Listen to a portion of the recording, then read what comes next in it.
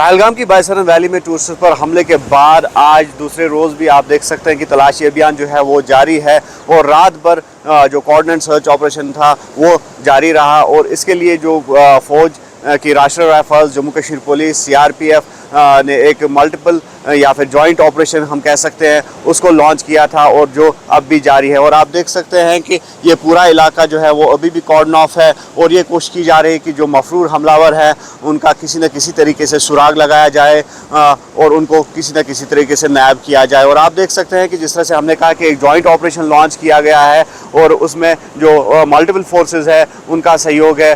उनके ताउन से ये ऑपरेशन जो है वो चलाया जा रहा है। और साथ ही साथ जो टॉप ब्रास है सिक्योरिटी फोर्सेस की आला क़यादत है वो पहलगाम में ही मौजूद है और क्लोजली इस ऑपरेशन को मॉनिटर किया जा रहा है। और हम आपको टोपोग्राफी दिखाना चाहेंगे इस इलाके की कि कितने घने जंगलात हैं और इन घने जंगलात में यकीनी तौर पर सिक्योरिटी फोर्सेस के लिए काफ़ी दिक्कतें पेश आ रही है इस ऑपरेशन को चलाने में। लेकिन जिस तरह से सिक्योरिटी फोर्सेस का आज़म है या फिर हौसला है तो वो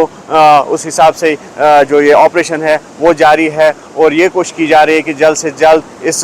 केस के तमाम एंगल्स जो है उनको खंगाला जाए। उनकी जांच जो है उसमें जुट गई है जो सिक्योरिटी फोर्सेस है या फिर जो दीगर इंटेलिजेंस एजेंसीज़ है और कोशिश की जा रही है कि हर जाविये से, हर एंगल से इस मामले की तहकीकात हो। और फ़िलहाल आप देख सकते हैं कि ये खानाबल पहलगाम रोड का मंजर है और यहाँ पर खुसूसी नाके भी कायम किए गए हैं और इन नाकों पे गाड़ियों को रोका जा रहा है और हर आने जाने वाले से भी पूछताछ हो रही है। और अब से कुछ देर बाद ही जो वज़ीर दाखिला अमित शाह है जो रात भर श्रीनगर में उन्होंने क़याम किया और ये बताया जा रहा है कि आज वो पहलगाम आएंगे और उनके हमरा चीफ मिनिस्टर उमर अब्दुल्ला या फिर LG मनोज सिन्हा की अगर हम बात करेंगे तो वो भी होंगे। और इसके साथ साथ अगर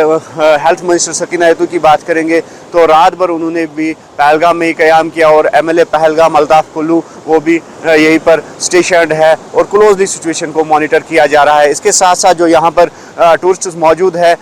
उनका जो आदमी तहफ़्फ़ुज़ के शिकार हुए हैं तो उनका तहफ़्फ़ुज़ का यकीन दिलाने के लिए जो